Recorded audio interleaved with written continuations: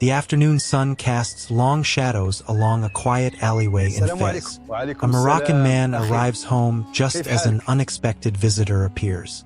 He does not ask how long the guest plans to stay or whether the timing is convenient. He simply opens the door wide and invites them inside. Why does welcoming a guest mean so much in Morocco? Almost immediately, the house responds.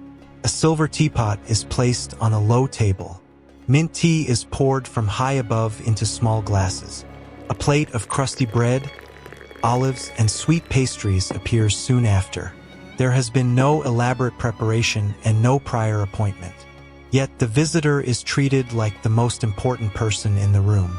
Here, hospitality is more than politeness. It reflects family honor, responsibility toward the community, and a deeply held belief that warmth, time, and food should be shared. It is one of the ways people create trust in a society shaped by centuries of cultural exchange. To understand Morocco, begin not with its palaces or markets. Begin with the moment someone opens their door. In many parts of the world, an unexpected visitor might be seen as a mild inconvenience. But in Morocco, a guest is rarely treated as a burden. The moment someone crosses the threshold of a home, they are offered the most comfortable seat in the room. Even if the visit will be brief, tea and something to eat are usually brought out.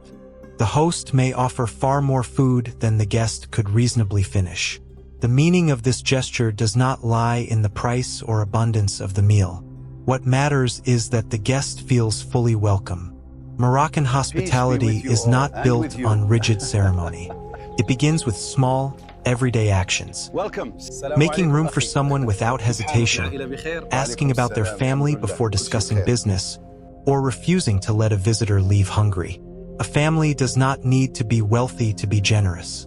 In a modest home, fresh bread, olive oil, and a pot of tea can communicate just as much respect as an elaborate feast.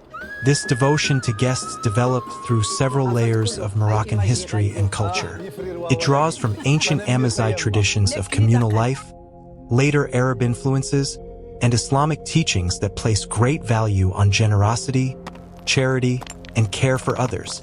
It was also shaped by the practical realities of travel across regions where strangers often depended on one another for food, water, shelter, and safety. Hospitality, therefore, became closely connected to honor. The way a family treats someone who enters its home is seen as a reflection of its dignity and character. When a host serves a glass of tea, they are not merely offering a drink. They are making a quiet promise. You are safe here. You are respected here. For this moment, you belong here. And nowhere is that promise expressed more clearly than around the Moroccan table. Before the food even reaches the table, it is worth observing the house itself. When a guest arrives, a subtle energy moves through the home. Children hurry toward the doorway to see who has come. A grandmother steps into the kitchen to prepare the silver tea tray. Someone brings out extra cushions or chairs. Another person begins arranging small plates of food. It is a kind of spontaneous choreography. Hospitality is not a performance by one host. It is a shared effort in which the entire family takes part. Then the pace begins to slow. The ritual of Moroccan mint tea starts with green tea, fresh mint, and generous amounts of sugar. The tea is poured from high above into small glasses. The elevated pour helps cool the drink and creates a thin layer of foam, but it also introduces a slower rhythm into the room. The glasses are passed carefully from person to person. Conversation begins. People ask about one another's families, work, health, and journeys. Tea appears when relatives reunite, when neighbors stop by, when a shopkeeper wants to speak with a regular customer, or when an important decision needs time and patience. People do not drink tea simply because they are thirsty. They drink it because sitting together matters. When the meal arrives, that sense of connection deepens. In many Moroccan homes, everyone gathers around a single shared dish, often a slow-cooked tagine filled with meat, vegetables, and fragrant spices. Bread is not merely served on the side. Pieces of cobs are used to scoop food directly from the communal dish, turning eating into a collective act. The meal is not divided into separate plates and separate experiences. Everyone gathers around the same center. On Fridays, couscous still brings many families together. Different generations sit close to one another, share the same dish, and spend time together at the end of the week. The ingredients may vary from one household to another, but the purpose remains the same. Food keeps the family connected. During a meal, the host will often insist that the guest eat more. To an outsider, this repeated encouragement may seem excessive. But in Morocco, it is usually an expression of care.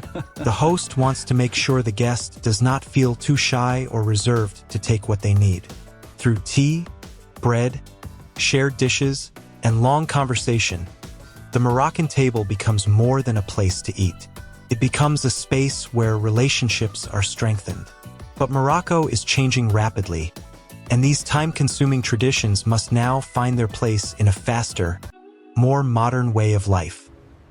It is 7 o'clock in the evening in downtown Casablanca. A young Moroccan woman steps into her small apartment after a long day at work. Just as she sets down her bag, her phone buzzes. A friend is nearby and asks whether they can stop by. She smiles, walks into the kitchen, and puts the kettle on. 20 minutes later, the two friends are sitting together with steaming glasses of mint tea. They talk about work, family, and the week ahead. The apartment is small, the evening is ordinary, and the visit was not planned. Yet the instinct to welcome remains unchanged. Across Casablanca, Rabat, Marrakesh, and other growing cities, the rhythm of daily life is becoming faster. Many young Moroccans are moving away from large, multi-generational homes and into smaller apartments. Workdays are longer, schedules are more demanding, and relatives may live across the city or in another country. The unannounced visits that once formed a regular part of daily life can therefore be more difficult to accommodate. This raises an important question. Can hospitality survive when people have less time and less space? The tradition is not disappearing. It is adapting. Today, hospitality may take the form of meeting for a long coffee after work, preparing a weekend dinner, inviting friends over during a holiday, or sending food to a neighbor. It can be seen when someone helps a newcomer find their way through an unfamiliar city, checks on an elderly relative, or maintains close family ties across long distances. A young Moroccan may work for an international company, eat at modern restaurants, and spend much of the day on a smartphone. But when friends arrive, tea is still brewed, food is still offered, and space is still made around the table. Modern life may change the setting, but it does not necessarily erase the instinct to welcome. Still, this tradition also carries real pressures. Hosts may feel obliged to prepare more food than they can comfortably afford. Much of the cooking, serving, and cleaning continues to fall on women. Families with limited incomes may stretch their budgets because they do not want a guest to feel that anything is missing. These pressures are part of the reality and should not be ignored. Hospitality can be both beautiful and demanding. Yet the doors remain open. They remain open because many Moroccans continue to believe that the effort matters. The preparation may take time. The apartment may be small. The meal may be simple. But human connection is still considered something worth protecting. Hospitality endures not because it is always easy, but because people continue to choose it. We return to the quiet room from the afternoon. The teapot is nearly empty. Only a few pieces of bread remain, and the conversation has lasted much longer than anyone expected. As the guest stands to leave, the host walks them to the threshold. There is no hurried goodbye, only a warm invitation to return. In Morocco, hospitality is not measured by how much a family owns, but by how willingly it shares what it has. A cup of tea does more than quench thirst. A meal does more than fill the stomach. Opening the door is a way of saying that, in a world where people can easily feel distant from one another, no one should have to remain a stranger. Because in Morocco, a guest does not simply enter a home. For a moment, they become part of it.